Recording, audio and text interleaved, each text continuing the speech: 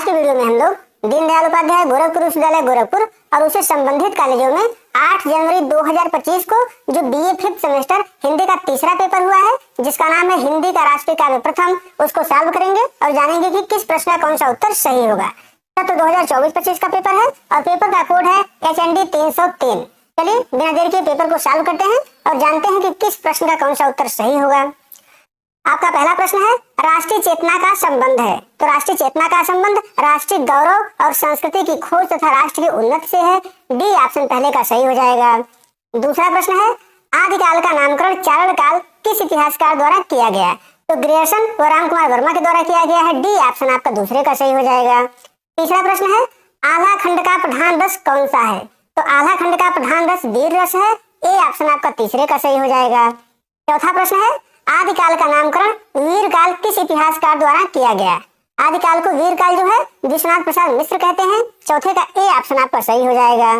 पांचवा प्रश्न है, वीर रोष बट बैट बैरबर काव्य पंक्ति है। तो दोस्तों ये काव्य पंक्ति किसकी है स्पष्ट नहीं है। चंद्रदाई या जगनीक में से किसी एक की काव्य पंक्ति होगी, हमको एक कहीं पर मिला नहीं है, तो इसको हम छोड़ रहे हैं। इन दोनों में से किसी एक की ही पंक्ति हो सकती है। छठा प्रश्न देखते हैं, पृथ्वीराज रासो में कितने समय हैं। कुल 69 समय हैं। डी ऑप्शन आपका छठे का सही हो जाएगा। सातवां प्रश्न है, परमाल रासो के रचयिता हैं। परमाल रासो के रचयिता जगनीक हैं। सी ऑप्शन आपका सातवें का सही हो जाएगा। आठवां प्रश्न है, पृथ्वीराज रासो किस काव्य विधा की रचना है। तो पृथ्वीराज रासो जो है प्रबंध काव्य है। डी ऑप्शन आपका आठवें का सही हो जाएगा। नौवां प्रश्न है, गोस्वामी तुलसीदास को जातीय कवि किसने कहा है। तो तुलसीदास को जातीय कवि जो है रामविलास शर्मा के द्वारा कहा गया है। बी ऑप्शन आपका 9वें का सही हो जाएगा। 10वां प्रश्न है, भक्त काल को किस विद्वान ने लोक जागरण काल के नाम से पुकारा है। तो लोक जागरण काल रामविलास शर्मा ने कहा है। हजारी प्रसाद द्विवेदी केवल इसको लोक जागरण कहते हैं, लोक जागरण काल नाम नहीं देते हैं, लेकिन लोक जागरण काल रामविलास शर्मा कहते हैं। तो 10वें का सी ऑप्शन आपका सही हो जाएगा।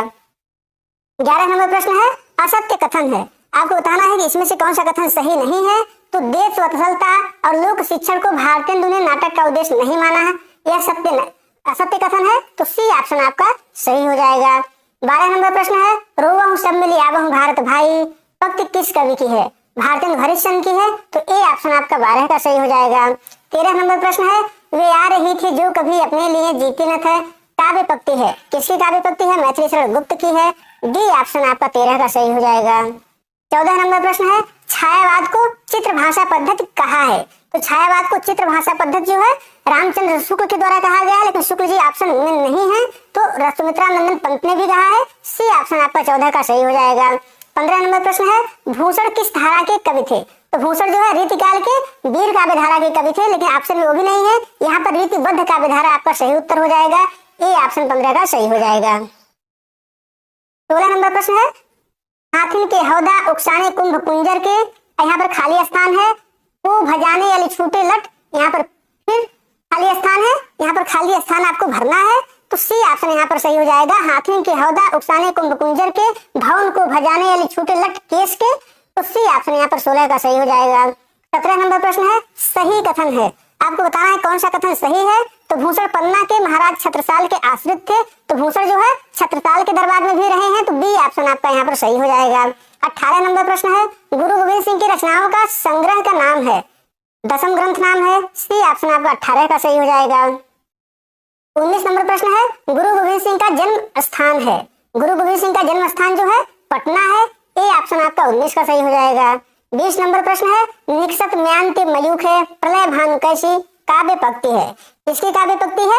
तो भूषण की काव्य पंक्ति है। सी ऑप्शन आपका 20वें का सही हो जाएगा। 21 नंबर प्रश्न है, भूषण कवि को भूषण नाम किस राजा द्वारा प्रदान किया गया है। तो भूषण का नाम जो है चित्रकूट के राजा रुद्र के द्वारा प्रदान किया गया था। सी ऑप्शन आपका 21 का सही हो जाएगा। 22 नंबर प्रश्न है, देहु शिवा बर मोह इह की भाषा है। तो ब्रज भाषा है। बी ऑप्शन आपका 22 का सही हो जाएगा। 23 नंबर प्रश्न है, सही कथन है। आपको बताना है कि कौन सा कथन सही है। तो देह शिवा बर मोही है गुरु गोविंद सिंह द्वारा रचित चंडी चरित्र में एक शब्द है। तो ए ऑप्शन आपका 23 का सही हो जाएगा। 24 नंबर प्रश्न है, मैथिली शरण गुप्त की कविता मातृभूमि में मातृभूमि के लिए नहीं कहा गया है, दुखमयी नहीं कहा गया है। डी ऑप्शन आपका 24 का सही हो जाएगा। 25 नंबर प्रश्न है, रिक्त स्थान की पूर्ति कीजिए। यह पूर्ण भूमि प्रसिद्ध है, इसके निवासी आर्य हैं। तो बी ऑप्शन आपका 25 का सही हो जाएगा। 26 नंबर प्रश्न है नीलांबर परिधान हरित, यहाँ पर हरित पट पर सुंदर है, तो सी ऑप्शन आपका 26 का सही हो जाएगा। 27 नंबर प्रश्न है, यहाँ पर मिलान करने के लिए दिया है, आप मिलान करके देख लीजिएगा, डी ऑप्शन यहाँ पर 27 का सही हो जाएगा। 28 नंबर प्रश्न है नदियां जहां सुधा की धारा बहा रही है, तो ए ऑप्शन आपका 28 का सही हो जाएगा। 29 नंबर प्रश्न देख लेते हैं, सुमेलित नहीं है, आपको बताना है कि कौन सा सुमेलित नहीं है, तो सी ऑप्शन यहाँ पर 29 का सुमेलित नहीं है। बाने फहराने जो है भूषण का है, गुरु गोविंद सिंह का नहीं है, तो सी ऑप्शन सही हो जाएगा। 30 नंबर प्रश्न है रामनरेश त्रिपाठी ने 8 भागों में ग्राम गीतों तथा उर्दू, बंगला एवं संस्कृत की कविताओं का संकलन किस पुस्तक में किया, तो कविता कौमुदी में किया है, सी ऑप्शन आपका 30वीं का सही हो जाएगा। 31 नंबर प्रश्न है प्रकाशन वर्ष के अनुसार रामनरेश त्रिपाठी की रचनाओं का सही क्रम है, ये ऑप्शन सही हो जाएगा। मिलन, पथिक, स्वप्न, कविता कौमुदी, तो ए ऑप्शन आपका यहाँ पर सही हो जाएगा। 32 नंबर प्रश्न है माखनलाल चतुर्वेदी का जन्म किस सन में हुआ था, तो 1889 में हुआ था, ए ऑप्शन आपका 32 का सही हो जाएगा। 35 नंबर प्रश्न देखते हैं महलों ने दी आग, झोपड़ी ने ज्वाला सुलगाई, यह स्वतंत्रता की चिंगारी अंतरतम से आई थी, ए ऑप्शन आपका 35 का सही हो जाएगा।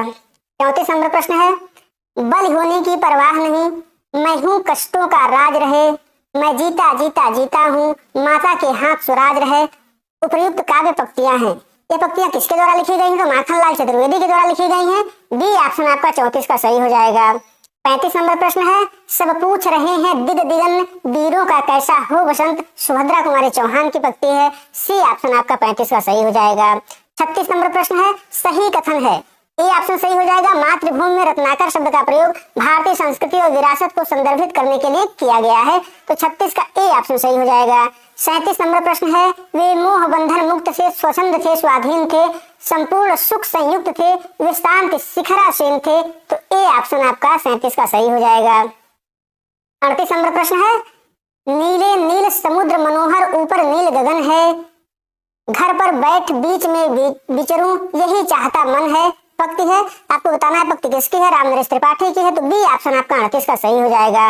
39 नंबर प्रश्न है कुटियों में भी विषम वेदना, महलों में आहत अपमान, वीर सैनिकों के मन में था अपने पुरखों का अभिमान, उपरोक्त पंक्तियां उद्धृत है, किससे उद्धृत है आपको बताना है, तो झांसी की रानी कविता से उद्धृत है, सी ऑप्शन आपका 39 का सही हो जाएगा। 40 नंबर प्रश्न है हम कौन थे, क्या हो गए हैं और क्या होंगे अभी, आओ विचारें आज मिलकर यह समस्याएं सभी, उपयुक्त काव्य पंक्ति का शीर्षक है, आर्य शीर्षक है, ए ऑप्शन आपका 40 का सही हो जाएगा। 41 नंबर प्रश्न है अधिकार खोकर बैठे रहना यह महादुष्कर्म है, न्यायार्थ अपने बंधु को भी दंड देना धर्म है, उपरोक्त काव्य पंक्ति है, मैथिली शरण गुप्त की है, सी ऑप्शन आपका 41 का सही हो जाएगा। 42 नंबर प्रश्न है प्राण अंतर में लिए पागल जवानी, उक्त काव्य पंक्ति है, यह काव्य पंक्ति किसकी है, तो माखनलाल चतुर्वेदी की काव्य पंक्ति है, 42 का डी ऑप्शन यहाँ पर आपका सही हो जाएगा। 43 नंबर प्रश्न है भीतर भीतर सब रस चूसे, हंस हंस के तन मन धन मुँह से, उपयुक्त काव्य पंक्ति में किसकी विशेषता बताई गई है, तो इस पंक्तियों में अंग्रेजों की विशेषता बताई गई है, सी ऑप्शन आपका 43 का सही हो जाएगा। 44 नंबर प्रश्न है संपूर्ण देशों से अधिक किस देश का उत्कर्ष है, उसका की जो ऋषभूमि है वह कौन, भारतवर्ष है, डी ऑप्शन आपका 44 का सही हो जाएगा। 45 नंबर प्रश्न है गुरु गोविंद सिंह की रचना है, जफरनामा गुरु गोविंद सिंह की रचना है, तो 45 का डी ऑप्शन आपका यहाँ पर सही हो जाएगा।